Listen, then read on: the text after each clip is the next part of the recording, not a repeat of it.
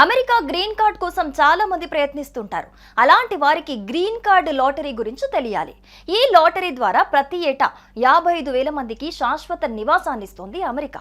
Immigration rate తక్కువ ఉన్న దేశాల నుంచి వస్తున్న వారికి డైవర్సిటీ ఇమిగ్రెంట్ వీసా ప్రోగ్రాం ద్వారా 55,000 ఇమిగ్రెంట్ వీసాలను అమెరికా ప్రతి ఏటా అందిస్తోంది. ఈ ప్రోగ్రాం కు డివై లాటరీ లేదా గ్రీన్ కార్డ్ లాటరీ అనే పేర్లున్నాయి.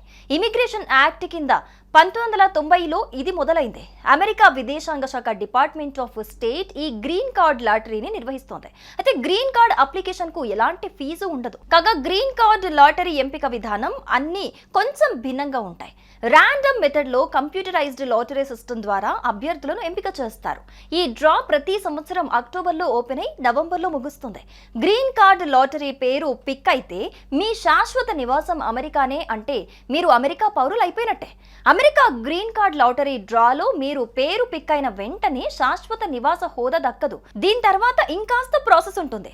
అధికారులతో interview, medical checkup, background check వంటివి ఉంటాయి. గత 5 ఏళ్లలో ఏ దేశం నుంచైతే 50,000 మందికి పైగా వలసదారులు అమెరికాలోకి వచ్చుంటారో ఆయా ప్రాంతాల నుంచి వస్తున్న వారికి ఈ గ్రీన్ కార్డ్ లాటరీలో పాల్గొనే అర్హత ఉండదు.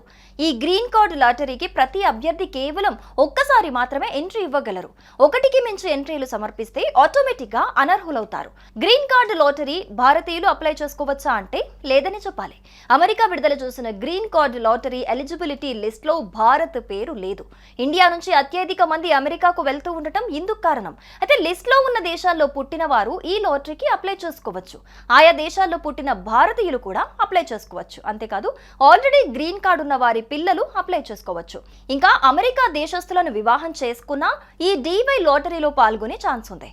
ఇంటర్ కన్నా పై చదువులు అమెరికాలో చదువుకున్నా, వర్క్ పరంగా 5 ఏళ్లలో 2 సంవత్సరాలు ఎక్స్పీరియన్స్ ఉన్నా ఈ గ్రీన్ కార్డు లభించే అవకాశాలుంటాయి.